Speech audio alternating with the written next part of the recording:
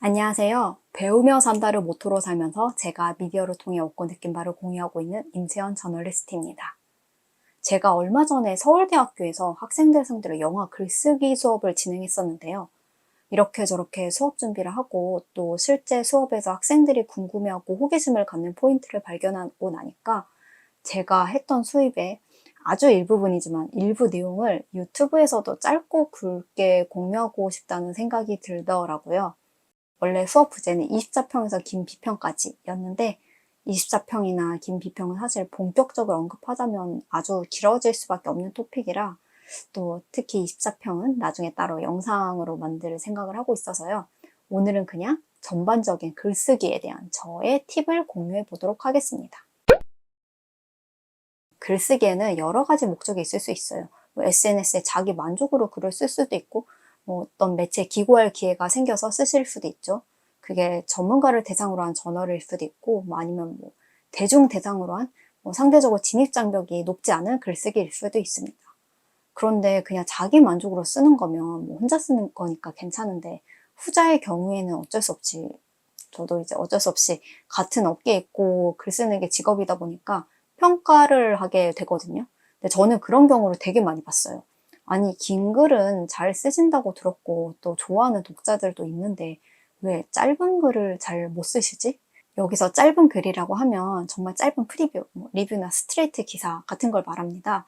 이거는 정말 요령이 생기면 그 틀만 인지하고 있으면 금방 쓸 수 있는데 종종 같이 일로 엮이는 분들 중에서 그런 분이 나오면 제가 글을 고쳐드리는 시간이 더 많이 드는 거예요. 물론 저도 그렇게 선배들이 봐줘야 했던 시기가 있었죠. 저를 보면 그 선배들도 너무너무 답답해 했겠죠. 다 그렇게 배우면서 성장하는 거긴 한데 여튼 저도 안 좋은 버릇을 고치면서 배운 바가 있고 또 후배들이 많이 생기다 보니 또 후배들 가르치면서 배운 부분들이 있어요. 근데 이런 경우 대다수 근본적인 원인은 글의 목적을 인지하고 있느냐 아니냐의 차이더라고요. 예를 들어 프리뷰라고 하면 보통 원고지 200자 기준으로 3매 정도, 길게 쓰면 10매 정도 쓰기도 하는데요. 프리뷰는 아직 영화를 보지 않은 사람들을 위한 가이드예요. 그러니까 이 영화에 대해 아무 정보도 없는 사람들이 글을 읽는 거죠. 그러면 기본적으로 들어가야 하는 게 이 영화가 어떤 영화인지, 하다못해 줄거리를 한 줄로 요약한 그런 게 있어야 하는 거죠. 근데 긴 비평 같은 건 쓸 수 있는데 정작 짧은 글을 엉뚱하게 쓰시는 케이스를 보면 내가 이 영화에 대해 이렇게 평가하고 있고 이렇게 많은 배경 지식이 있으면 아는 게 많다는 걸 짧은 글에 너무 우겨 넣고 있는 거예요. 이게 무슨 영화력을 뽐내는 자리가 아니잖아요. 너무 그런 방향으로 가면 정작 가이드를 받기 위해 글을 읽는 사람은 도대체 이 영화가 뭔 영화인지 알 수가 없는 거예요. 그러니까 이제 기본적인 프리뷰나 리뷰를 쓸 때는 내가 이 영화에 대해 아무것도 모르는 사람들에게 안내를 해주는 거다라는 그 목적을 먼저 생각을 하셔야 합니다. 당연히 스포일러도 고려를 해야죠. 아무것도 모르는 사람들에게 스포일러를 당연히 하면 안 되죠. 또 가이드성의 글이라면 좀 상대적 호흡이 늘어지지 않는 좀 짧은 문장과 명료한 표현을 권장해 드립니다. 만약 24평이나 왓챠, 피디아 같은 데 쓰시는 짧은 글이라면 본인의 의도가 어디에 있는지 어느 비중이 더 큰지에 따라 또 글이 달라질 수가 있는데요. 이거 역시 내가 이 영화가 어떤 영화인지 가이드를 해줄 것이냐 아니면 나의 어떤 짧은 비평, 평가의 핵심을 요약할 것이냐에 따라 글이 또 달라질 수가 있겠죠. 또 글이 짧으니까 그만큼 내가 원래 의도한 바를 좀 오해받지 않을 표현을 찾는 것도 좀 굉장히 중요하다고 생각을 합니다. 개인적으로는 가장 안전한 방법은 만약에 내가 이 영화의 리뷰를 쓴다면 핵심이 됐을 문구를 요약하는 거라고 생각하긴 해요. 또 이제 짧은 만큼 그만큼 더 후려하고 유려한 표현, 유식해 보이는 단어 쓰는 거를 저도 이제 일종의 엣지라고 생각하고 저도 종종 하긴 하는데요. 뭐랄까 그게 너무 과도하게 힘줘서 쓴 게 느껴지면 문장 하나에 힘줘서 쓴 표현이 네다섯 개다. 그러면 개인적으로는 읽다가 좀 지치는 감도 있으니까 좀 적당하게 하는 게 좋지 않나 하는 그런 개인적인 의견이 있습니다. 제가 또 자주 썼던 게 특정 영화나 드라마, 어떤 작품의 기획이나 특집 기사였는데요. 이건 또 이제 개봉 전이나 개봉 초반에 릴리즈되는 딥한 가이드거든요. 저 같은 경우에는 객관적인 정보를 취합해서 작품이 만들어진 맥락과 지금 시대에 가는 의의, 이런 거를 깊이 있게 전달하는 글을 선호했었습니다. 그러다 보니 좀 늘 방대한 자료 조사가 필요했었어요. 뭐 감독의 과거 인터뷰, 뭐 전작 리뷰, 비평 읽기는 당연히 그냥 가장 기본적으로 해야 되는 거였고, 해외 작품의 경우엔 주요 매체 리뷰와 인터뷰 서칭을 무조건 다 했습니다. 그렇게 좀 작품을 보기 전에 알아두면 좋을 정보들이 그렇게 하면은 좀 나오거든요. 그걸 잘 정리해서 글을 전달을 하고, 이제 이후에 이 영화가 개봉한 다음에 사람들 사이에서 막 어떤 담론이 형성이 될 거 아니에요. 그 담론 형성에 도움이 될 만한 어떤 다양한 의견과 입장을 보여주는 거죠. 저는 그런 식의 글쓰기를 또 했었습니다. 긴 평론은 저 개인적으로는 대학원 소논문으로 낼 법한, 뭐 냈던 것 같은 글을 조금 고쳐서 낸 듯한 느낌의 글은 선호하진 않았어요. 왜냐면 연구자의 글과 평론가의 글은 좀 다를 수밖에 없잖아요. 그쵸? 그리고 뭐 사회학, 뭐 종교학, 철학, 뭐 현대미술 뭐 이런 자기 전문 분야가 있는 거는 되게 좋은데요. 그게 영화를 자기가 갖고 있는 지식이나 뭐 자기의 관점을 늘어놓는 도구로 쓰는 거는 유행이 좀 지난 것 같습니다. 그 관점에서 비평을 써야 한다면 뭐 영화가 이런 것들을 어떻게 좀 소화를 했고 그게 영화적인 표현, 영화 언어와 어떻게 연결되는지를 그래서 보여줘야 되는 것 같아요.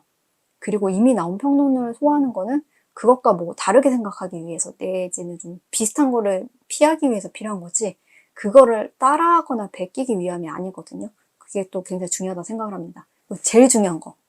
모든 게 내 발 아래식의 태도는 읽는 사람한테 다 보여요. 진짜 제발 안 그랬으면 좋겠어요. 그게 읽는 사람 입장에서는 좀 마음도 좀 그렇고 그리고 또 글이 만약에 좀 주장만 세고 이렇다 할 근거가 없으면 진짜 이건 자극을 위한 자극이고 내가 이렇게 잘난 사람이다. 모든 게 내 발 아래에 있다. 이렇게 좀 과시하려는 태도로만 읽히는 경우가 있거든요. 그게 티가 안 날 것 같지만 진짜 다 티가 나요. 좀 개인적으로 제가 그런 안 그러셨으면 좋겠다는 바람이 있습니다. 그리고 그냥 보편적인 뭐 글 쓰는 사람으로서 평소에 의식하는 부분들 몇 개 소개해 드릴게요. 같은 문단 안에 같은 단어 2번 이상 쓰지 않기. 그러기 위해서는 동의어 사전이나 유의어 사전 같은 거 많이 참고하시는 것도 좋고요. 저 어렸을 때는 평소에 책이나 기사에서 본 마음에 드는 뭐 단어나 뭐 어떤 표현 모으는 거 좋아했었어요. 단어가 좀 생소한데 어감이 너무 좋다든지 아니면 좀 문장을 만드는 방식 그거를 좀 정리를 하는 거예요. 근데 그게 나중에 내가 뺏기려고 정리를 하는 게 아니라 아 이런 것도 있구나. 뭐 이런 방식의 글쓰기가 가능하겠구나 하고 그냥 느끼는 거죠. 그리고 평소에 읽은 책에서 발췌한 글감용 노트 만들기도 한때 썼습니다. 이건 제가 한창 언론고시 준비할 때 진짜 많이 했었어요. 그러니까 언론고시의 논술 작문은 사실 좀 정형화된 틀이 있거든요. 그러니까 한글 프로그램 기준으로 네 문단 7, 8, 8, 7 이렇게 7줄, 8줄, 8줄, 7줄 이렇게 나눠서 쓰고 첫 문단에 좀 엣지 있게 들어갈 만한 거 전체 글 주제랑 연결시킬 수 있을 어떤 인문학적 토픽이나 문학작품 내용을 노트에 정리하는 거예요. 그런 게 어떤 나의 교양과 지식을 보여줄 수 있는 증거로. 이제 사실 어디에도 갖다 쓸 수 있는 첨단 내용을 여러 개 만들어 놓고 준비하는 언론고시 준비생들 저 진짜 많이 봤거든요. 그러니까 그런 식으로 선문단에 들어갈 만한 글감을 평소에 정리해 두는 것도 제가 권장해 드리겠습니다.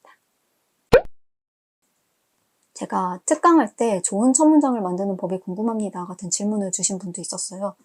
아주 솔직한 답변은 그냥 이건 타고나야 되는 타고나게 잘 쓰는 분들이 있어요. 원래 그냥 잘 하시는 분들.